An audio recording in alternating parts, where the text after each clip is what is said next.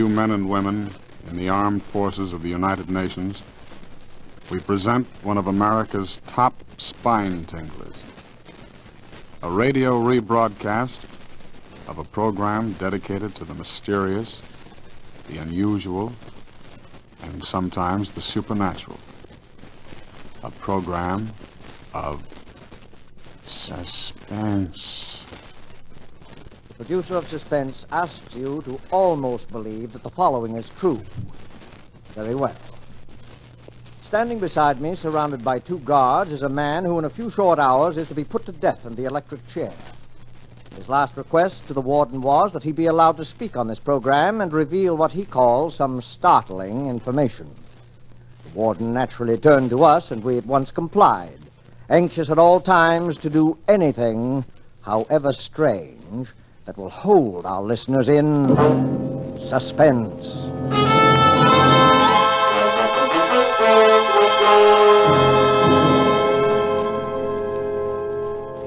All right. Ladies and gentlemen, I'm speaking correctly? Yes, right here, sir. Thank you. Ladies and gentlemen, this broadcast will never be completed. I'm going to tell you a story. This story involves a number of famous and influential people here as well as abroad. These people have received warning from me, and I'm sure all of them are making it a point to listen to me now. I shall not name these great, these rich, these influential gentlemen until my story is over.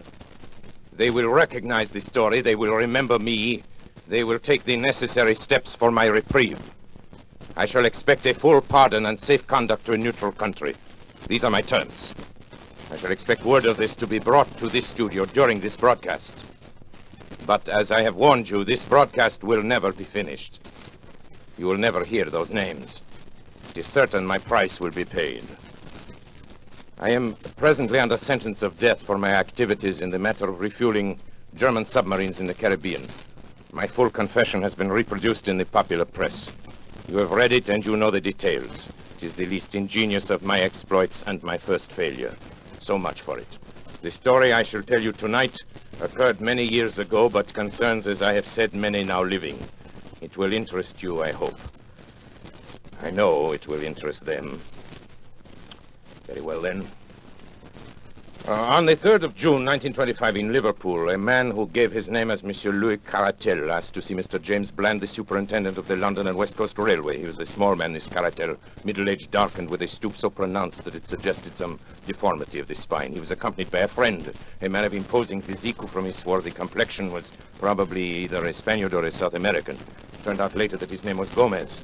One peculiarity was observed in him. He carried in his left hand, fastened to his wrist by a strap, a small leather dispatch case.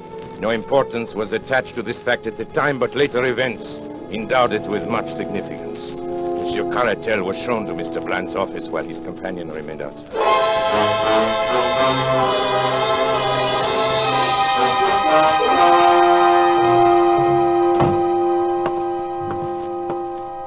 How do you do, monsieur? My name is Louis Caratel. Yes, sir. What can I do for you? I have just arrived from Central America this afternoon. It is extremely urgent that I reach Paris without a moment's delay. Paris, eh? It's too bad. Just missed the London Express. I am not interested in the London Express. Could you provide me with a special train? Yes, I think that could be arranged. Oh, it's quite an expensive proposition. Money is of a small importance, monsieur. Time is everything. If you can arrange a special for me in a hurry, you may make your own terms. Very well. Mr. Hood, will you step over here a moment, please? Yes, Mr. Bland. Mr. Hood, here's our traffic manager, Mr. Caratel. Hood, I want you to arrange a special for him. He's going to Paris. How's the line? Can you fix him up in a hurry? Why, yes, I believe so, Mr. Bland. The line is clear through Manchester, and engine 247 at the Rochdale is on the tracks now. It could be ready, say, in 15 minutes. Good. Who's available for the trip? Engineer Smith, sir. And I can put James McPherson on as conductor. Well, there you are, Mr. Caratel. Simple as that. Attend to everything right away, will you, Hood? Yes, sir. These men, Monsieur Smith and, McPherson? McPherson, are they trustworthy? Oh, yes. Of course. McPherson's been with the company for years, and I'm sure Smith, although new, is an expert engineer. Bien. Thank you, monsieur. I am deeply indebted. You have been most considerate.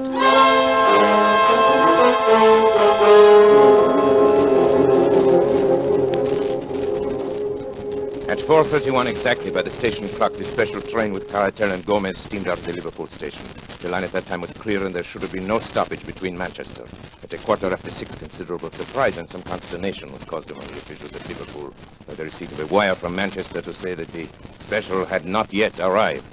An inquiry directed at once to St. Helens, which is a third of the way between the two cities, elicited the following reply.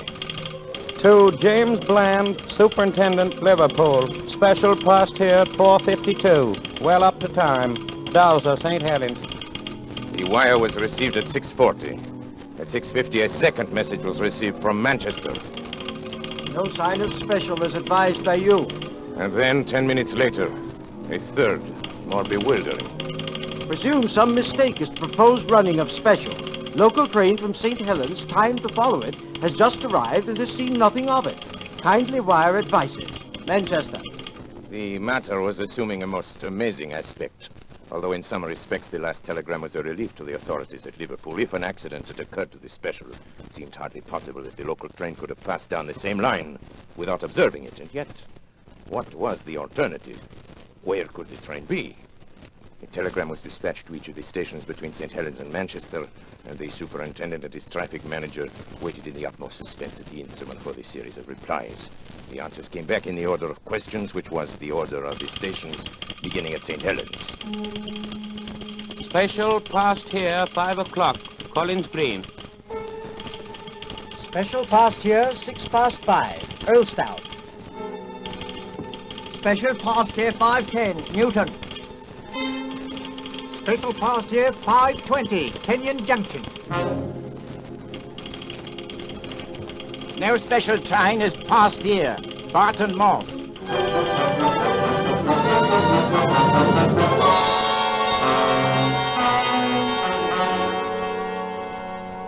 Hood, this is unique in my 30 years of experience. I can't understand it, Mr. Bland.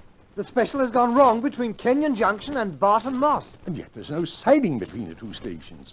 Special must have run off the rails, jumped the track. But how could the 450 Parliamentary pass over the same line without seeing it? There's no alternative, Hood. Absolutely must be so.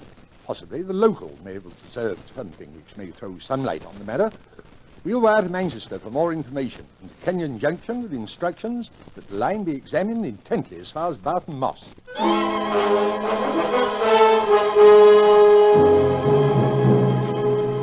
The answer from Manchester came within a few minutes. No news of missing special. Driver and guard of local train positive. No accident between Kenyon Junction and Barton Moss. Line quite clear and no sign of anything unusual. Manchester.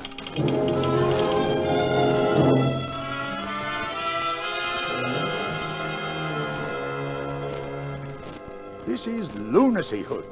Does a train vanish into thin air in England in broad daylight? The thing's preposterous. An engine, a tender, car, 5 human beings, and all lost on a straight line of railway. It's impossible.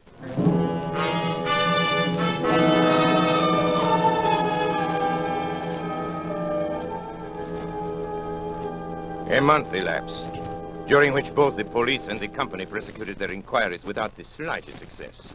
Mr. Bland, at the end of this period, offered his resignation. It was accepted. The affair remained unsolved. A reward was offered and a pardon promised in case of crime, but they were both unclaimed. Every day the public opened their papers with the conviction that so grotesque a mystery would at last be solved, but week after week passed by, and a solution remained as far off as ever. Then a new and most unexpected incident occurred. This was nothing less than the receipt by Mrs. McPherson of a letter from her husband, James McPherson, who had been conductor of the missing train. The letter, which was dated July 5, 1925, was posted from Mozambique, Portuguese East Africa, and came to hand upon the July 14th. My dear wife, I've been thinking a great deal, and I find it very hard to give you up.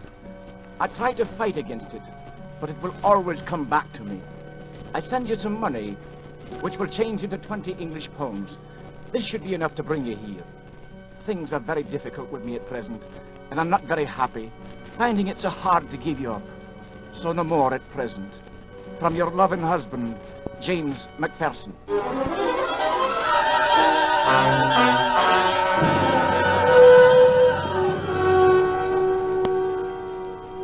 For For a time, it was confidently anticipated that the letter would lead to the clearing up of the whole incident. As directed, Mrs. McPherson sailed to Portuguese East Africa. She stayed in Mozambique for some time, but heard nothing from the missing man. Finally, she returned to Liverpool, and so the matter stood. And has continued to stand right up to the present moment. Incredible as it may seem, nothing has transpired during those 18 years which has shed the least light upon the extraordinary disappearance of the special train which contained Monsieur Caratel and his companion, Mr. Gomez, and McPherson, the conductor, Smith, the engineer, the fireman named Slater. And now, after all this time, I shall clear up the entire affair. And unless I hear from those so highly respectable gentlemen who were my employers and who are completely implicated in the crime, unless I hear from them before I'm finished, their names will be revealed on this broadcast. Take final warning, gentlemen. You know I mean what I say. If you are smart, you are at this moment arranging my reprieve. I must remind you, time is short. You have just 6 minutes. Now, for the interest of my other listeners, I shall resume the story of the lost special. In a word, there was a famous trial in Paris in the year 1925, perhaps you recall it, in connection with a monstrous scandal in politics and finance. How monstrous that scandal was can never be known except by such confidential agents as myself. At stake were the honor and careers of many of the chief men of Europe and the United States. A secret committee was formed to manage the business. Some subscribed to the committee who hardly understood what were its objects, but others understood very well. They can rely upon it that I have not forgotten their names. You think I could forget your names, gentlemen? You pillars of the community, great, rich, respected, honorable men. Do you remember that day in May 1925? The fashionable country club, remember? And the golf game that was played there that spring morning? Ladies and gentlemen, that was the strangest golf game ever played in the history of this world. Look at that drive. I've been playing badly all morning. You topped it, Senator. Perhaps you're a little nervous. I beg your pardon? May I join your game? Well, I'm not sure. Not sure of what? Of me? Promise you, gentlemen, you can be very sure of me. I'm the man you're supposed to meet. The distinguished congressman here can vouch for me. Yeah, he's the one, all right. Yes. This is Delerniak. Mr. Delerniak, may I present My name is not really Delerniak, gentlemen, but I am sure that bothers you no less than it does me. Besides, there is no need for introductions. I know everyone present by sight and by reputation. My drive, I believe. Thank you. Not so good. 200 and, about 50 yards. I hope I'm not going to continue in this way. You're sure we can talk safely here, Frank? How do we know Please that... set your mind at ease. We shan't be overheard in the middle of a golf course.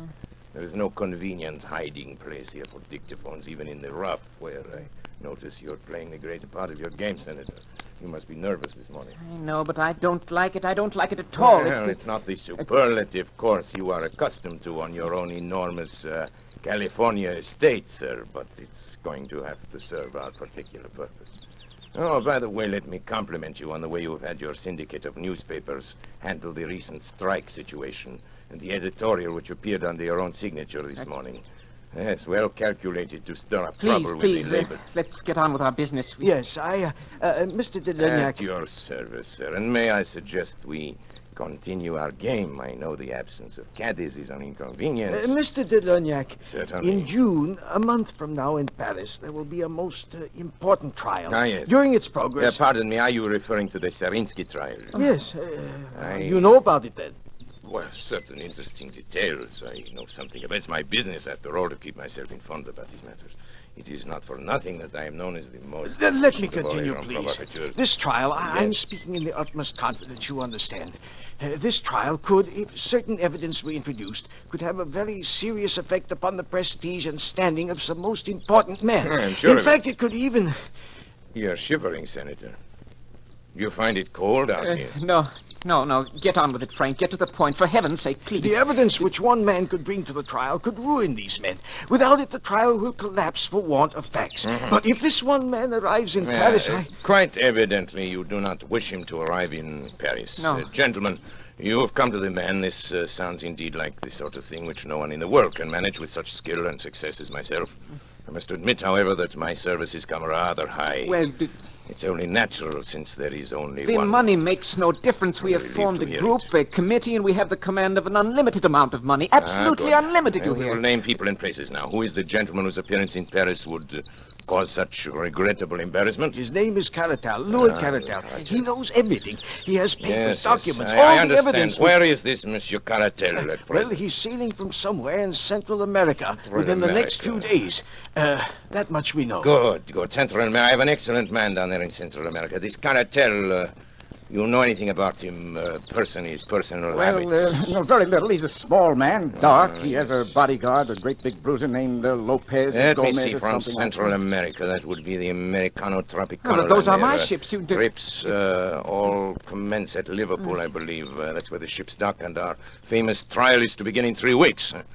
That would mean that Monsieur Caratel would go directly to London, and I imagine that once there he would be heavily guarded, since it can be no surprise to him that you gentlemen are not without connections in the British capital. That's good, clean You see, thinking. this is not so simple as some of my other exploits. A simple assassination.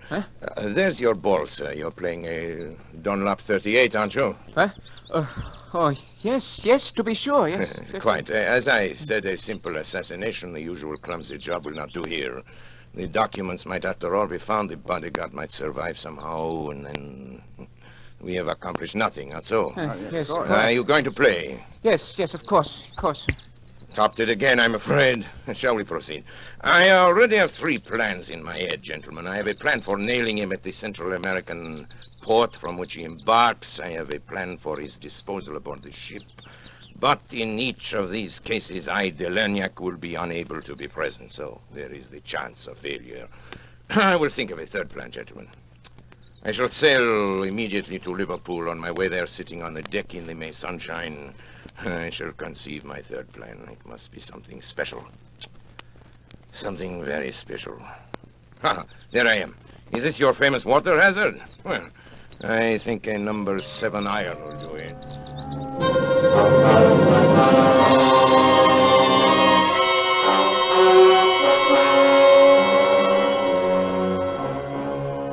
And thus I undertook to bring about the complete destruction of Monsieur Caratel, his bodyguard companion, Gomez, and his documents.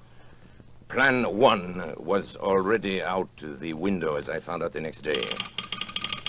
Delerniac, White Sulphur Springs, Virginia. Baby Lou, unable to sleep last few nights, have sent him to visit Aunt Henriette. Will rejoin him on 21st. Love, Jenny. This telegram from Matagalpa conveyed to me the information that Caratel, possibly sensing danger, had moved from his hotel and gone to stay with friends until his ship sailed. So it was impossible to carry out the idea of the fire in the hotel. His ship leaving on the 21st was the Henriette. On my 4th day at sea, I heard from her. Delernac, Baron Carrier. Ship-to-ship communication from Henriette, Tropicana line. Presented Grace your box of chocolates. Louise has given up candy for Lent. Grace still wants us all together for 29th birthday party. Will be really special. Ralph. This meant that poison had been given to Gomez, the bodyguard, in an effort to get him at least out of the way. He had been unable to succumb to it. He'd thrown off the effects, and it is evidenced by the report that we would all be together on the 29th. Now, Caratel had refused to eat the food containing the poison. So much for Plan 2, which was not worthy of me anyway, since there was always the possibility of the bodies being found in the ocean. The man Gomez was carrying the documents in a dispatch case strapped to his wrist, and I must tell you something now. I was glad, mind you, that we had failed so far, for the plan I had conceived on the night I arrived in Liverpool was so magnificent. So absolutely unprecedented in the annals of crime that I owed it to myself, to my employers, and to history to carry it through. The inspiration came from the words in the code telegram which indicated that Cartel would arrive in London and hire a special train there to convey him from Liverpool. My British agent, Mr. Moore, and I contrived to buy over several officials of the railway. Now, here begins the story. First, the division head, who helped us employ James McPherson, whom we contrived to be the conductor of any special train we designated. Then further, at a sum that would make them independent for life, we bought over an engine driver named Oswald Smith and the fireman John Slater. These men, we arranged with the division head, would be assigned to whatever special train was hired by Cartel. On the afternoon of June 3rd, as I was sitting in my room at the inn at Barton Moss, the call I had been awaiting came through. It was McPherson reporting. Hello, Mr. Delanyac. We shall be leaving in a few minutes. He's hired the special. Good. Smith will be engine driver and Slater fireman. And of course, I'll be in charge. What about Moore? Will he be aboard? Afraid not, sir. He gave them quite a story about having to reach his sick wife and all. But Caratal would have none of it. You said, though, sir, that it didn't matter. It does not matter. What time will you pass Kenyon Junction?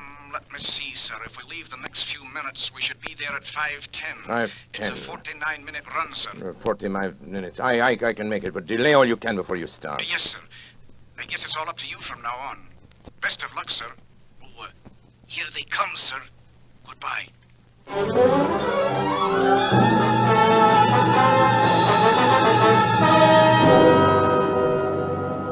And now I went to work. Everything had been prepared for days before, and only the finishing touches were needed. The sidetrack, just before Barton Moss, leading to the abandoned Heartsease mine, had once joined the main line, but it had been disconnected when the mine had been worked out some years before. We had only to replace a few rails to connect it once more. With my small but competent band of workers, we had everything ready well before the special arrived.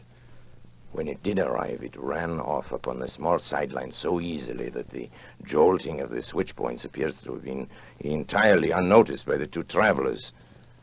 So, now I have our special train upon the small line which leads, or rather used to lead, to the abandoned mine. You will ask how it is that no one saw the train upon this unused line. I answer that along its entire length it runs through a deep cutting, and that unless someone had been on the edge of that cutting, he could not have seen it. There was someone on the edge of that cutting. I was there. And now I will tell you what I saw. The moment the train was fairly on the sideline, Smith slowed down the engine, and then having turned it on full speed ahead, he and McPherson, with Slater the fireman, sprang off before it was too late. It may be that it was this slowing down which first attracted the attention of the travelers, but the train was running at top speed before their heads appeared at the open window. It makes me smile to think how bewildered they must have been. What a catch must have come to their breath as it flashed upon them, that it was not Manchester that was awaiting them, but death. The train was now running at frantic speed, rolling and rocking over the rotten, rusty line, while the wheels made a frightful screaming sound on the corroded surface. I was close to them and could see their faces. Caratel was praying, I think. There was something like a rosary dangling out of his hand. The other, Gomez, roared like a bull, but was drowned out by the incredible noise of the train. He saw me standing on the bank, and when he realized he couldn't be heard, he beckoned to me like a madman, tearing at his wrist and hurling the dispatch box out of the window in my direction. Of course, his meaning was obvious. Here was the evidence that they would promise to be silent if their lives were spared. It would have been very agreeable if it could have been done so, but business is business. Besides, the train was now so much beyond our control as it was chaos. He ceased his howling and gesturing when the train rattled around the curve, and they saw the black mouth of the mine yawning before them. They were struck silent by what they saw, and yet they could not withdraw their heads. The sight seemed to have paralyzed them. I had wondered how the train running at a great speed would take the pit, and I was much interested in watching it. One of my colleagues, who had joined me there, thought it actually would jump it, and indeed it was not very far from doing so. It leaped into the air and seemed to hang suspended for a moment. The funnel flew off into the air, and then the van, the car, and the engine were all smashed up into one jumble, which choked the mouth of the Great Britain. Something gave way in the middle, and the whole mass of iron, coal fittings, wheels, woodwork, and cushions crumbled together and crashed into the mine.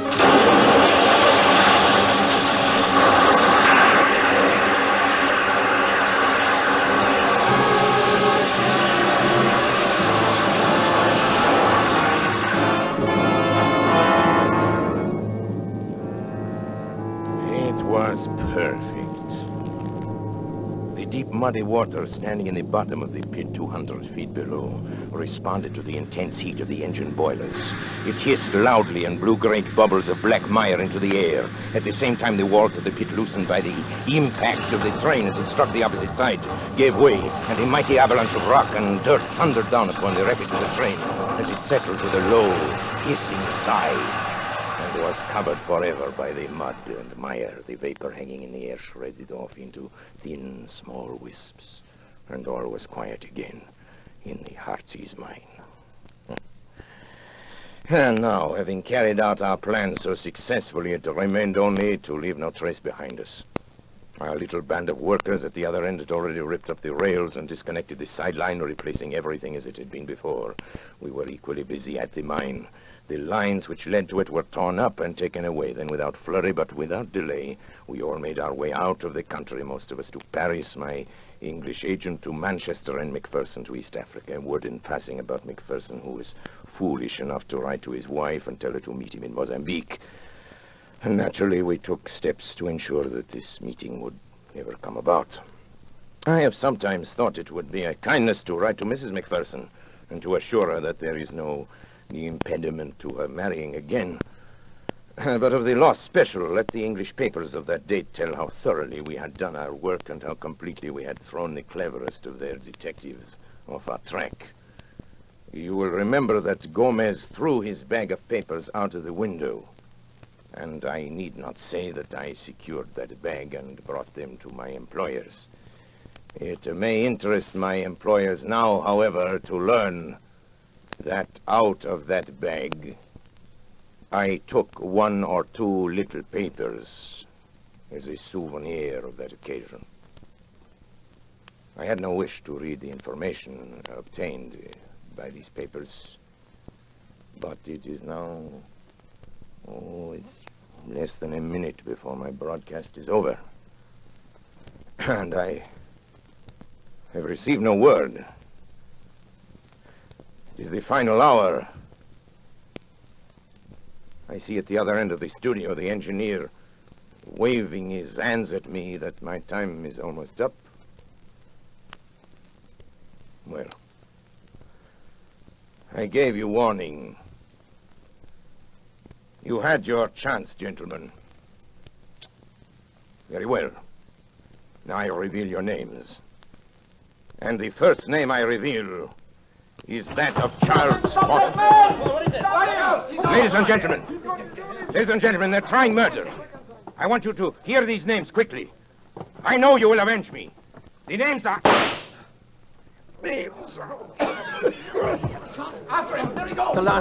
Delania, can you hear me? Are you all right? Hey, Bill, play something quick, will you? Theme, curtain music, anything.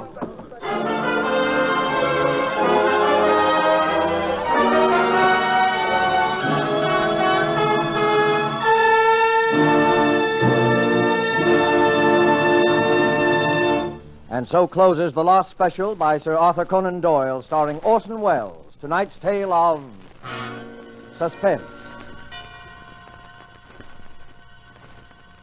This rebroadcast of Suspense was produced in the United States of America.